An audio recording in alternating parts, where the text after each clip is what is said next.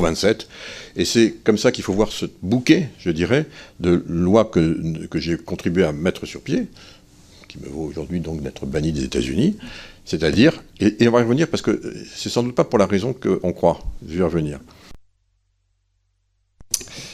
Bonjour à tous, la séance est ouverte. Mes chers collègues, nous poursuivons les auditions de la commission d'enquête sur les dépendances structurelles et les vulnérabilités systémiques dans le secteur du numérique et les risques pour l'indépendance de la France. Nous recevons maintenant M. Thierry Breton, ancien commissaire européen au marché intérieur, ancien président directeur général d'Atos. Je vous souhaite la bienvenue et vous remercie de vous être rendu disponible. Vous vous êtes investi dans la régulation du secteur numérique. Selon vous, nos dépendances technologiques vis-à-vis d'entreprises extra-européennes sont-elles une menace pour notre souveraineté? Est-il encore temps d'y remédier? L'indépendance de l'Union européenne en matière de technologie numérique passe-t-elle nécessairement par la régulation? Je vais vous laisser la parole pour un propos liminaire d'une dizaine de minutes. Je vous remercie de nous déclarer au préalable tout autre intérêt public ou privé de nature à influencer vos déclarations. Nous pourrons ensuite échanger sous forme de questions-réponses. Auparavant, je vous rappelle que l'article 6 de l'ordonnance du 17 novembre 1958 relative au fonctionnement des assemblées parlementaires impose aux personnes auditionnées par une commission d'enquête de prêter serment de dire la vérité, toute la vérité, rien que la vérité. Je vous invite donc, s'il vous plaît, à lever la main droite et à dire « je le jure ». Merci beaucoup, je vous cède la parole. Cette audition, qui est au fond là, quelque chose qui s'est passé depuis, écoutez, je vais commencer à le dater, depuis le 20 janvier 2025.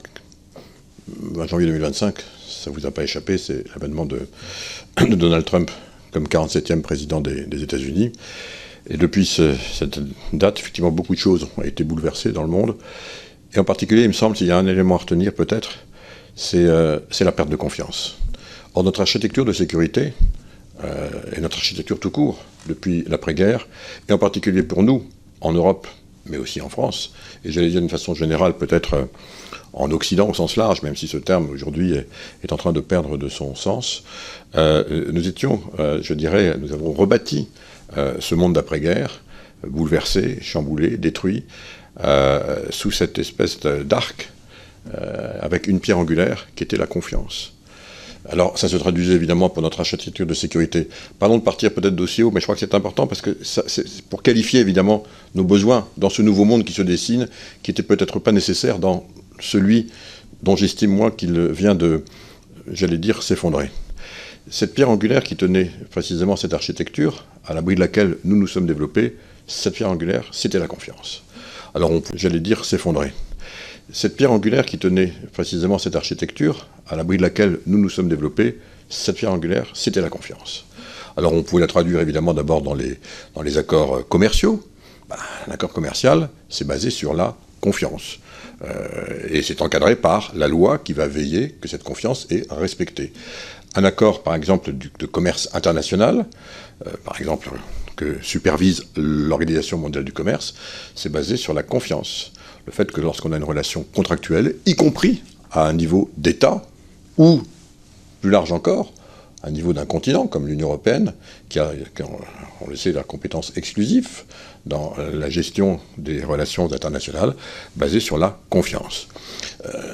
En matière de défense, quand on rejoint l'Organisation nationale de l'Atlantique Nord, l'OTAN, eh bien on sait qu'on a l'article 5, qui est un article qui, évidemment, stipule que lorsque l'un d'entre nous est attaqué, alors tout le monde est attaqué, et on a l'obligation de défendre celui qui est attaqué.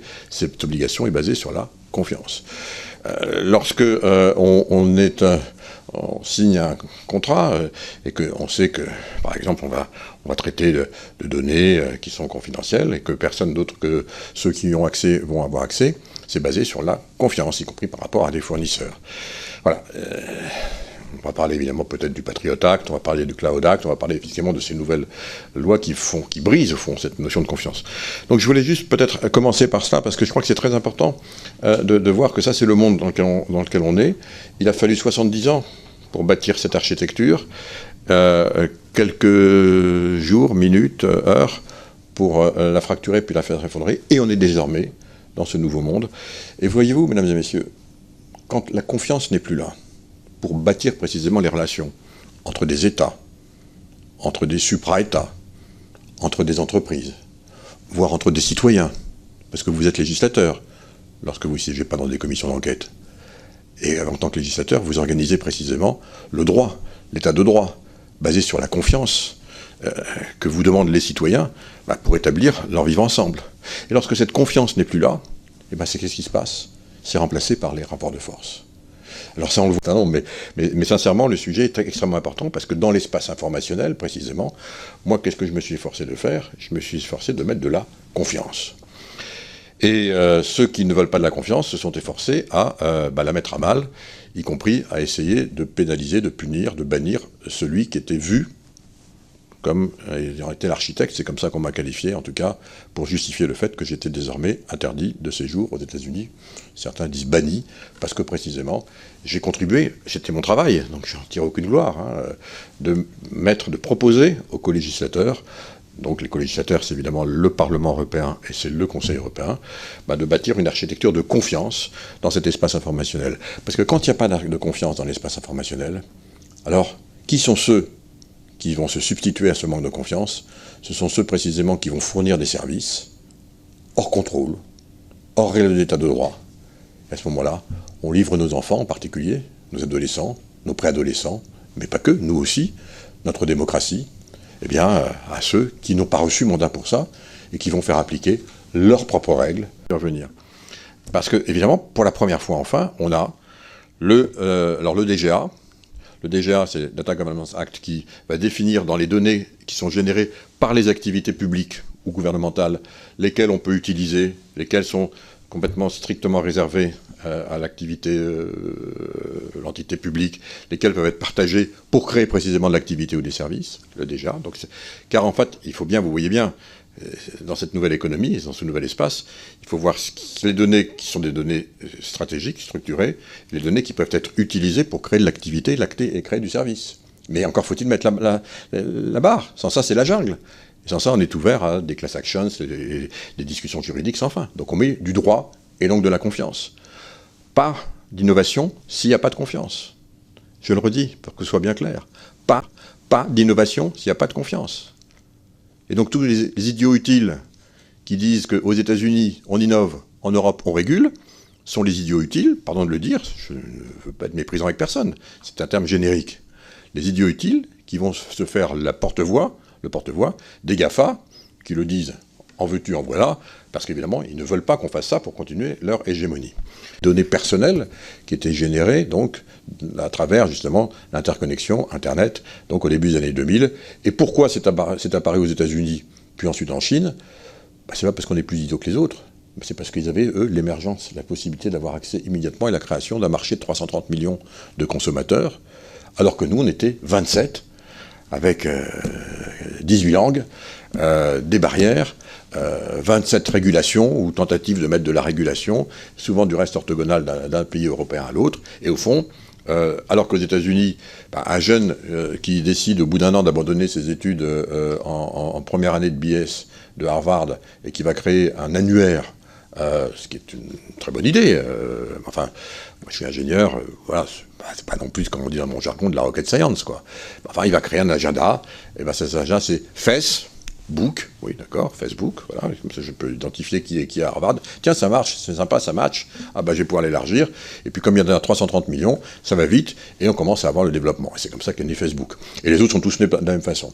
Donc c'est souvent du reste avec les mêmes modèles, des jeunes qui, imaginatifs, parce que les États-Unis c'est vraiment une terre d'opportunités, d'innovation, on peut faire de telles choses, mais on a aussi un marché, et quand on parle d'espace informationnel, ce qui compte, c'est évidemment les données, et ce qui compte, c'est des données structurées, à peu près homogénéisées, et donc évidemment, quand on a un marché de 330 millions, et qu'on a une langue homogène, et pas de barrière, ça va vite. Et donc, c'est la raison pour laquelle se sont créés ces GAFA, et que nous, on n'a pas pu. Voilà, c'est une question de volume.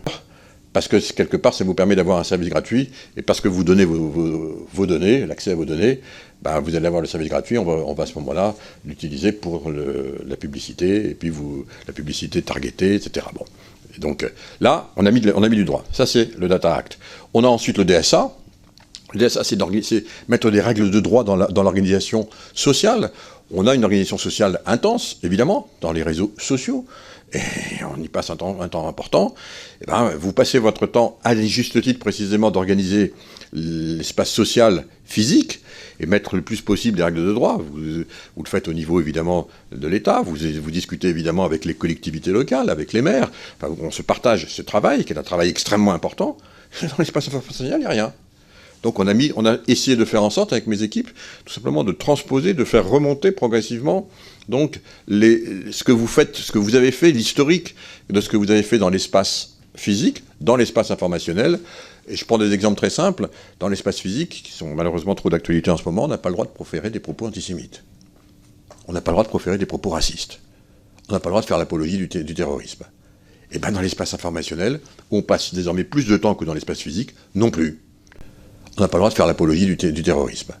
Et bien dans l'espace informationnel, où on passe désormais plus de temps que dans l'espace physique, non plus.